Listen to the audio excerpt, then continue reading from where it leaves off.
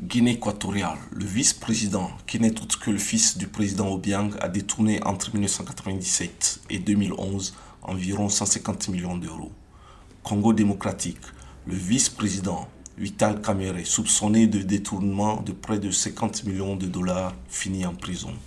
Au Kenya, la commission chargée de l'éthique et de la lutte contre la corruption a déclaré le 20 juillet 2022 sur Twitter qu'elle enquêtait sur 4 employés du Trésor soupçonnés d'avoir détourné des fonds publics.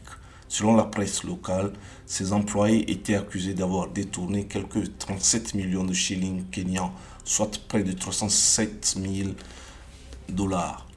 Nigeria, le contrôleur général des finances publiques, celui-là même qui devrait s'occuper de contrôler la bonne exécution des dépenses publiques du Nigeria, a été arrêté pour son implication présumée dans une affaire de détournement de fonds publics s'élevant à 80 milliards de naira, soit 180 millions d'euros, a annoncé l'agence anticorruption. Cameroun, un rapport des comptes de la Cour suprême, dont la synthèse circule depuis le 19 mai sur les réseaux sociaux, détaille les circuits mis en place par l'élite politique et économique pour faire main basse sur un pactole de quelques 275 millions d'euros mis à la disposition du Cameroun par les bailleurs de fonds pour affronter la pandémie. Toujours au Cameroun, M. Mbengo a été reconnu coupable de 4 des 5 chèques d'accusation retenus contre lui, à savoir le détournement de 23 milliards de francs CFA, environ 35 millions d'euros, le blanchiment aggravé de capitaux, la prise d'intérêt et la corruption. Au Kenya, 21 millions de dollars destinés à l'achat de matériel médical ont ainsi disparu. En avril dernier, le président du Malawi annonçait que plusieurs arrestations de fonctionnaires ont été effectuées dans le cadre de détournement de quelques 6,5 millions d'euros des fonds destinés à la lutte contre le Covid. Niger. Plusieurs fonctionnaires ont été écroués ce jeudi 28 juillet 2021 au soir à Niamey pour leur implication présumée dans une affaire de détournement de 8 milliards de francs CFA, 12 millions d'euros du Trésor public. Cette affaire intervient après celle l'année précédente du vol de matériel militaire et de la non-livraison et des surfacturations dans le secteur de la défense pour un montant de 32,6 milliards de francs CFA, soit 50 millions d'euros. Afrique du Sud, quelques 17 millions de dollars de fonds destinés à la lutte contre le Covid dans le pays ont été détournés dans des fraudes, des actes de corruption et de surfacturation.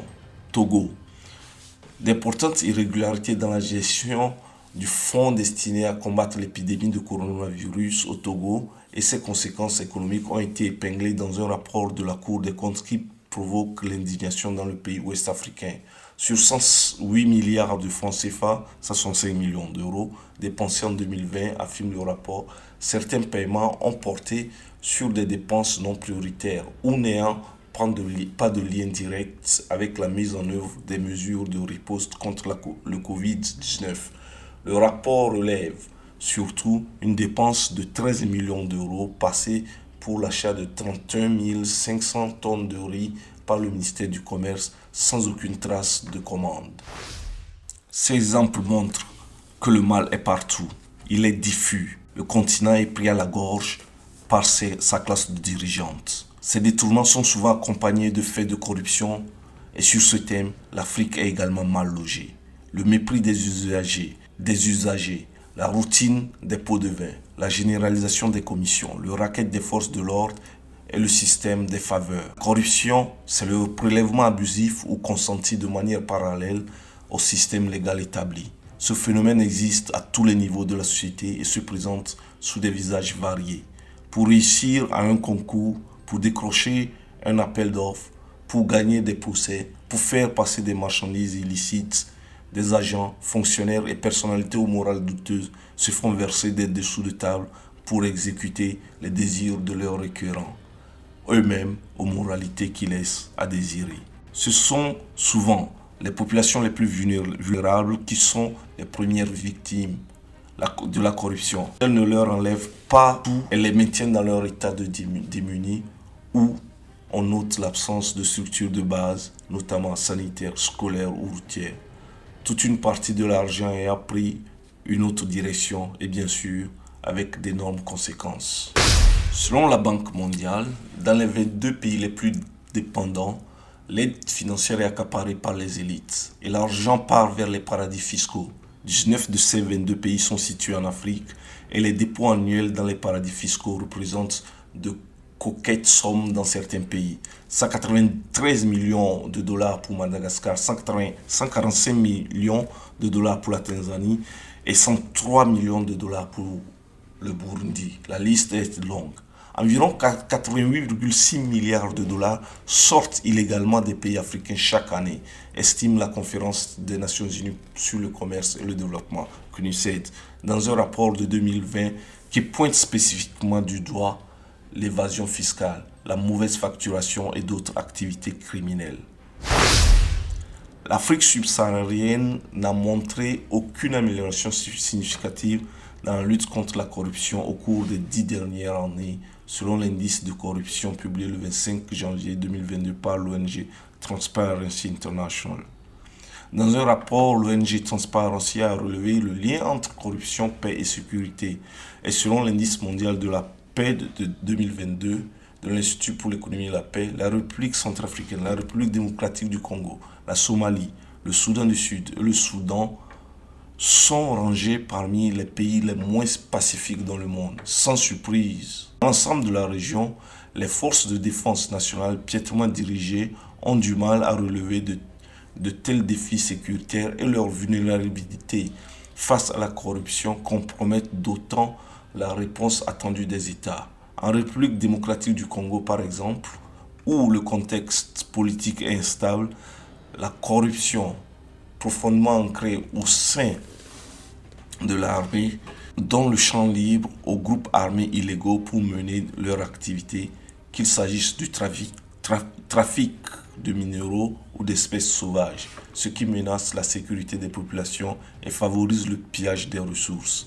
Les groupes armés déstabilisent les pays et toute la région, comme c'est le cas du mouvement du 23 mars, M23, et de l'État islamique qui a noué des liens avec la milice mozambicaine Al-Shabaab. La corruption est donc devenue un système de gouvernance. Pour Ali Idrissa de la coalition, publier ce que vous payez, difficile de gagner la bataille si ceux qui doivent la mener sont eux-mêmes corrompus. Ceux qui sont censés mener la lutte sont à des postes de responsabilité. Des ministres et des premiers ministres ont été cités dans des affaires de corruption et sont à des postes de responsabilité pour lutter contre la corruption. Ça ne peut que rester au stade des discours. On ne peut pas dire qu'on lutte contre la corruption en mettant des corrompus à des postes où ils doivent lutter contre la corruption, estime l'activiste de la société civile. La corruption perpétue la pauvreté. Elle biaise les décisions et détourne les fonds déjà peu nombreux, en refusant aux populations pauvres l'accès aux services sociaux de base ainsi qu'aux ressources qui leur permettraient d'améliorer leurs conditions de vie. La corruption en Afrique a des conséquences économiques, politiques et sociales. Elle représente un obstacle majeur à la croissance économique, à la bonne gouvernance et aux libertés fondamentales comme la liberté d'expression ou le droit des citoyens à demander des comptes à leur gouvernement. Elle entrave également le développement économique, politique et social dans les pays africains. Selon une étude de Transparency International, plus de la moitié des citoyens considèrent que la corruption a augmenté au cours des 10 derniers mois. Le développement est lié à la meilleure gouvernance. Les hommes d'affaires ne pourront s'installer et développer leur activité que dans un climat économique sain. Autrement, ils iront investir ailleurs. Nous sommes ainsi à la fin de cette vidéo. Si vous avez été témoin ou victime de faits de corruption ou de détournement, n'hésitez pas à venir ici et à nous en parler. N'oubliez pas, c'est en parlant qu'on commence par combattre et la corruption et les détournements. Ici, c'était à Sapoli Invest.